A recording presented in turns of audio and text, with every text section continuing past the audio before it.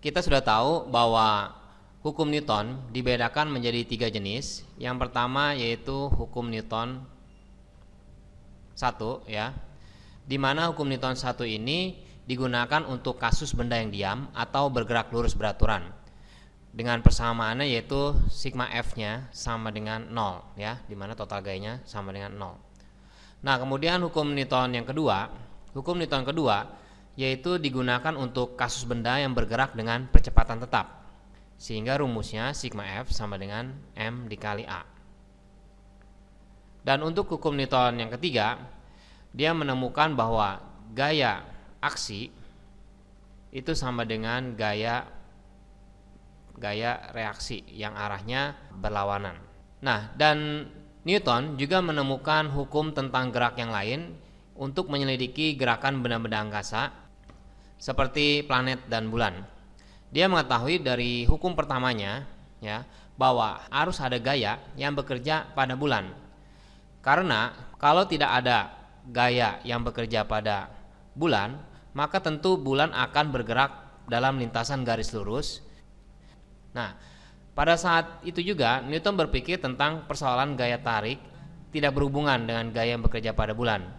Dia mengamati bahwa suatu benda yang dilepaskan dari ketinggian tertentu, semua benda itu selalu akan jatuh ke permukaan bumi atau tanah, yang kita sebut sebagai gaya gravitasi. Nah, kalau pada benda bekerja gaya, maka tentu gaya itu disebabkan oleh benda lainnya, yaitu dari hukum Newton 3, di mana ada aksi, maka akan ada reaksi. Oleh karena setiap benda yang dilepas selalu jatuh bebas ke permukaan bumi, maka Newton menyimpulkan bahwa pusat bumilah yang mengerjakan gaya pada benda itu, yang arahnya selalu menuju ke pusat bumi.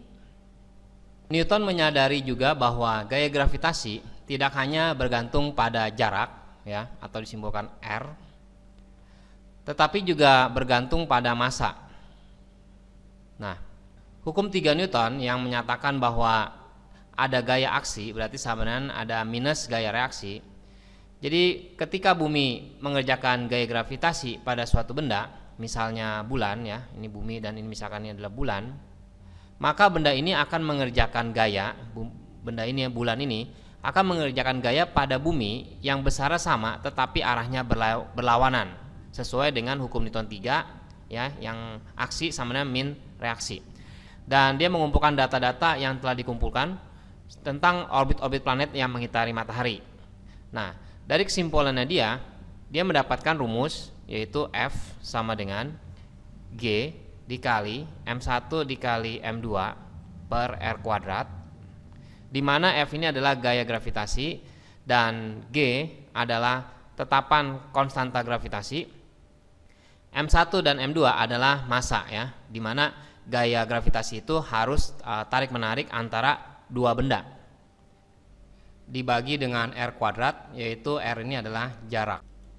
Di sini adalah ilustrasi dari satelit yang mengelilingi bumi dan lintasannya berbentuk lingkaran, di mana gaya gravitasinya itu saling tarik-menarik. Di sini adalah gaya gravitasi dari bumi yang berada di pusat, dan ini adalah gaya gravitasi yang di satelit yang berada di pusat bendanya juga. Kalau tidak ada gaya gravitasi, maka benda ini, satelit ini akan terlempar menjauh.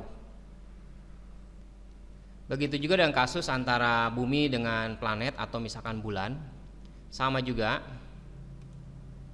gaya gravitasinya saling tarik-menarik dan berasal dari pusat massa kedua benda. Dan kalau misalkan tidak ada gravitasi, maka akan menjauh.